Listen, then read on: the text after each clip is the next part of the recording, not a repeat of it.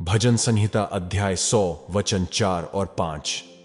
उसके फाटकों से धन्यवाद और उसके आंगनों में स्तुति करते हुए प्रवेश करो, उसका धन्यवाद करो और उसके नाम को धन्य कहो, क्योंकि यहोवा भला है, उसकी करुणा सदा के लिए और उसकी सच्चाई पीढ़ी से पीढ़ी तक बनी रहती है।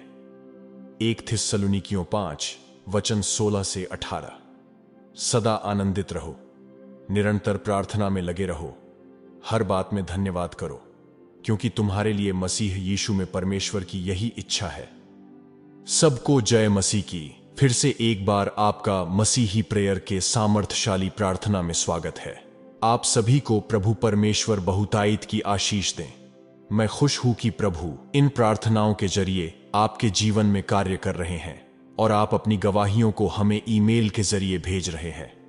यह चैनल लोगों के जीवन को बदलने के लिए परमेश्वर का एक माध्यम है, और अगर आप तक यह प्रार्थना का वीडियो पहुंचा है तो इसके पीछे परमेश्वर की योजना है, ऐसा मैं विश्वास करता हूं।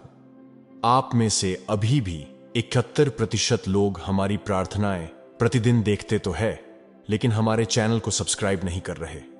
जब आप वीडियो को लाइक करके हमें सब्सक्राइब करते हैं, तब यह प्रार्थनाएं और भी लोगों तक पहुंच जाती है जिन तक शैतान पहुंचने नहीं देता।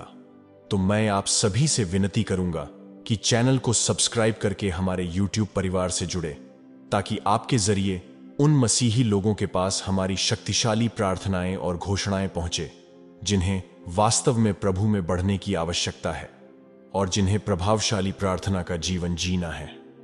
अगर आप चाहते हो कि यह प्रार्थना आपके जीवन में कार्य करे, तो इस वीडियो को अंत तक देखें और इस प्रार्थना को अंगीकार करें। बचपन से ही हमें 2 महत्वपूर्ण शब्द सिखाए गए हैं जो व्यक्तिगत संबंधों के बंद दरवाजों को खोल देते हैं। वे शब्द है प्लीज और थैंक यू। जैसे जैसे हम अपने जीवन में मसीह के साथ चलते हैं, हमें पता चलेगा कि ये शब्द उसके साथ हमारे रिश्ते में उतने ही मूल्यवान हैं जितने लोगों के साथ हमारे रिश्ते में हैं। जब हम धन्यवाद कहते हैं तो यह इस बात की स्वीकृति है कि हमें एक निःशुल्क उपहार मिला है। हमारे लिए परमेश्वर को प्रतिदिन को धन्यवाद देने के बहुत सारे कारण हैं। जब हम सुबह उठते हैं तो सबसे पहली चीज जो हमें करनी चाहिए वह है एक नए दिन के लिए उन्हें धन्यवाद देना। उनकी दया के लिए उन्हें धन्यवाद देना चाहिए। जीवन के उपहार के लिए उन्हें धन्यवाद देना चाहिए। दुर्भाग्य से हम अक्सर परमेश्वर के उपहारों और उनकी कृपा के इतने आदी हो जाते हैं कि हम उनको हमारे जीवन में धन्यवाद देना भी भूल जाते हैं। एक बार जब हमारी जरूरतें पूरी हो जाती हैं तो हम में से कई लोग परमेश्वर के उपकारों को भूल जाते हैं। लुका अध्याय 17 के वचन 12 से 19 में हम पढ़ते हैं कि प्रभु यीशु मसीह एक गांव में जाते समय 10 कुष्ठ रोगियों से मिलते हैं, जिनमें से एक कोढ़ी जब देखता है कि वह शुद्ध हो गया है तो वह वापस लौटता है और ऊंचे स्वर में परमेश्वर की स्तुति करने लगता है। वह मुंह के बल यीशु के चरणों में गिर पड़ता है और उनका आभार व्यक्त करता है। तब यीशु मसीह उससे पूछते हैं, क्या सभी 10 के 10 कोढ़ से मुक्त नहीं हो गए? फिर वे 9 कहां हैं? यीशु कहते हैं, खड़ा हो और चला जा, तेरे विश्वास ने तुझे अच्छा किया है। इन वचनों में उस कोढ़ी ने जो धन्यवाद व्यक्त किया, उससे परमेश्वर की महिमा हुई। मसीही होने के नाते हमें यह जानना चाहिए कि हमारा आभार व्यक्त करना परमेश्वर के हाथ को आगे बढ़ाता है। दूसरी ओर, हमारा आभार व्यक्त न करना हमें परमेश्वर से अलग कर सकता है। एक आभार व्यक्त न करने वाला हृदय हमारे जीवन को उनके आशीर्वाद के बजाय परमेश्वर के न्याय के लिए खोल सकता है। कुलुस्सियों अध्याय 4 के 2 वचन में पौलुस चेतावनी देते हैं, प्रार्थना में लगे रहो और धन्यवाद के साथ उसमें जागृत रहो। यदि हम परमेश्वर की उपस्थिति में रहना चाहते हैं तो हमें वही करना चाहिए जो दाऊद भजन संहिता अध्याय 95 के वचन 2 में कहते हैं। हम धन्यवाद करते हुए उसके सम्मुख आएं और भजन गाते हुए उसका जय जयकार करें। समस्या और चुनौतियों के बावजूद जब हम धन्यवाद के साथ परमेश्वर के पास जाते हैं तो हम खुद को और हमारी परिस्थितियों को उनकी उपस्थिति में उठा रहे होते हैं। जैसे ही आप इस प्रार्थना को सुनते हो, परमेश्वर आपको उन सभी परिस्थितियों से छुटकारा देंगे जिनका सामना आज आप कर रहे हैं। इसलिए इस प्रार्थना को अंत तक देखें। कृपया इस प्रार्थना पर स्वयं ध्यान करना जारी रखें। हर दिन इस प्रार्थना को सुने और परमेश्वर के वचन और इस प्रार्थना को अपनी आत्मा में गहराई तक पहुंचने दें। आइए प्रार्थना करें। स्वर्गीय पिता, मैं इस समय आपके सिंहासन के सामने आता हूं। मैं मेरे जीवन के लिए आपको धन्यवाद देता हूं और मैं हमेशा आपके शक्तिशाली नाम की प्रशंसा करता हूं। मैं यीशु के नाम से मेरे उद्धार के लिए आपको धन्यवाद देता हूं। मेरे लिए जो आपने उस क्रूस पर बलिदान दिया और मुझे मेरे सारे पापों से छुटकारा दिया, उसके लिए मैं आपको मेरे दिल से शुक्रिया कहता हूं। मैं आपकी दया और क्षमा के लिए आपकी स्तुति करता हूं, जो मुझे मेरे पापों से शुद्ध करती है। मैं पवित्र आत्मा की शक्ति के लिए आपको धन्यवाद देता हूं। स्वर्गीय पिता, यीशु के शक्तिशाली नाम से मैं आज धन्यवाद से भरे हृदय के साथ आपके पास आया हूं, क्योंकि आपके बिना मैं कुछ भी नहीं हूं।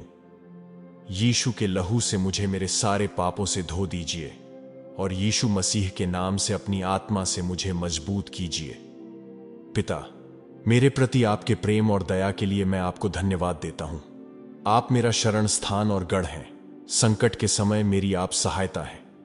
प्रभु, मैं आपकी विश्वास योग्यता और अटल प्रेम के लिए धन्यवाद करता हूं, जो कभी नष्ट नहीं होता।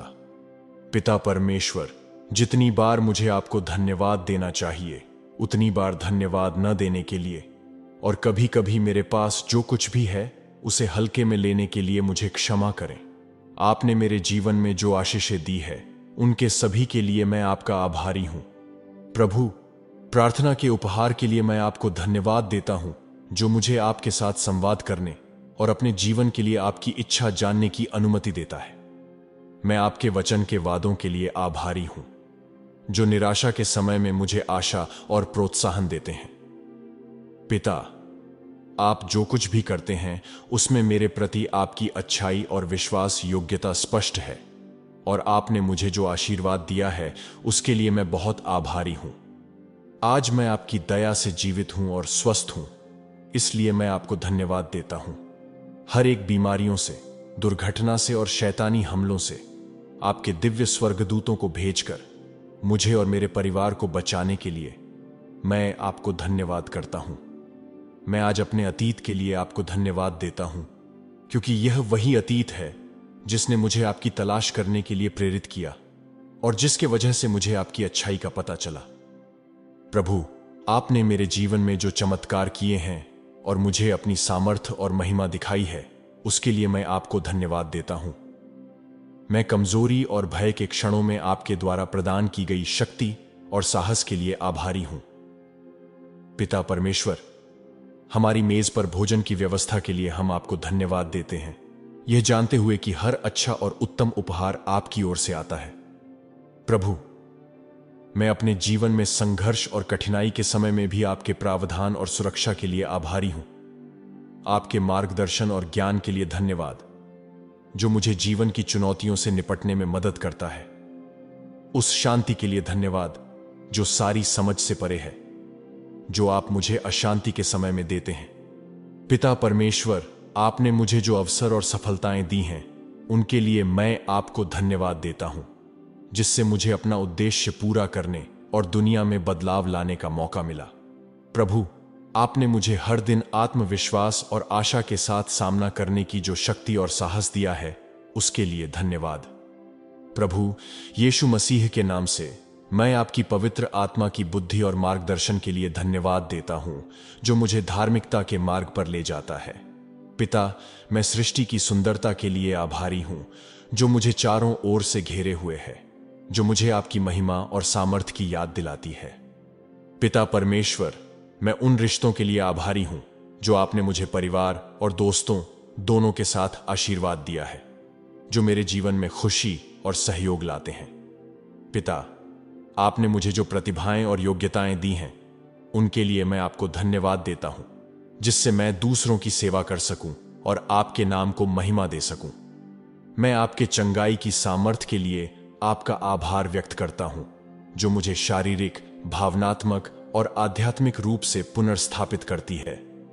स्वर्गीय पिता, मुझे दृढ़ बनाए रखने और हर एक बाधाओं पर काबू पाने की शक्ति देने के लिए मैं आपको धन्यवाद देता हूं और मैं आपके प्रावधान और सुरक्षा के लिए आभारी हूं। जो मुझे सहारा देता है और अनिश्चितता के बीच मुझे शांति देता है। पिता परमेश्वर, उन परीक्षाओं और कठिनाइयों के लिए धन्यवाद जिन्होंने मुझे आपके करीब खींचा है और मेरे विश्वास को और भी गहरा किया है। सर्वशक्तिमान परमेश्वर, मैं मसीह के द्वारा उद्धार के वरदान और अनंत जीवन की आशा के लिए आपकी स्तुति करता हूं। जैसे आपने मुझे अब तक संभाला है, आगे भी आपकी दया से मुझे और मेरे परिवार को संभालिए और आपके दिव्य स्वर्गदूतों से हमें घेरे रखिए। मेरे जीवन में आपकी उपस्थिति हमेशा के लिए रहे। आपकी दया और कृपा हमारे जीवन पर सदा के लिए बनी रहे, ऐसी मैं प्रार्थना करता हूं। प्रभु यीशु, आपके प्रेम और अनुग्रह के लिए आपको धन्यवाद देता हूं और आपको सारी महिमा, आदर और सम्मान देता हूं। यीशु के शक्तिशाली नाम में मैं प्रार्थना करता हूं, आमीन। परमेश्वर के लोगों, फिलिपियों अध्याय 4 के वचन 6 में लिखा है, किसी भी बात की चिंता मत करो, परंतु हर एक बात में तुम्हारे निवेदन, प्रार्थना और विनती के द्वारा धन्यवाद के साथ परमेश्वर के सम्मुख उपस्थित किए जाएं।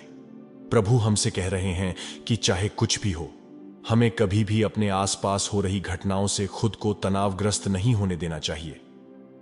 जैसे जैसे हम अपनी प्रार्थनाओं को धन्यवाद से भरना सीखते हैं, परमेश्वर स्वयं को हमारे सामने और अधिक प्रकट करेंगे। इस प्रार्थना को हर दिन विश्वास से सुने और प्रभु परमेश्वर को उनके उपकारों के लिए हर दिन बिना भूले धन्यवाद दे। इस प्रार्थना को अंत तक देखने के लिए और अपने जीवन पर अंगीकार करने के लिए धन्यवाद। वीडियो को लाइक करें, विश्वास से कमेंट सेक्शन में धन्यवाद प्रभु यीशु ऐसा लिखें। इस प्रार्थना के जरिए आप आशीष पाए हो तो विश्वास से अन्य मसीही लोगों के साथ इसे शेयर करें, ताकि वो भी इस प्रार्थना के जरिए प्रभु को हर दिन धन्यवाद देना सीखे और आपके जरिए वो भी आशीष पाए। आपके जीवन में इन प्रार्थनाओं के जरिए कोई गवाही हो तो आप कमेंट सेक्शन में शेयर करें, ताकि प्रभु परमेश्वर का नाम ऊंचा हो। और ऐसे ही शक्तिशाली प्रार्थनाओं के लिए हमारे इस मसीही प्रेयर चैनल को सब्सक्राइब करें और नोटिफिकेशन बेल ऑन जरूर करें। क्या आप बाइबल पढ़ते तो हो लेकिन आपको कुछ समझ में नहीं आता? क्या आप परमेश्वर को अपने वचन में छिपे हुए खजानों और भेदों को आप पर प्रकट करते हुए देखना चाहते हैं? अगर हां, तो ऊपर दी हुई प्रार्थना को बाइबल पढ़ने से पहले देखा करें और उसे अंगीकार करें। प्रभु आपको आशीष दे, उनके दिव्य स्वर्गदूतों को भेज के आपकी और आपके परिवार की रक्षा करें और सदैव आपके साथ रहे। जल्द मिलते हैं अगली शक्तिशाली प्रार्थना में। जय मसीह की।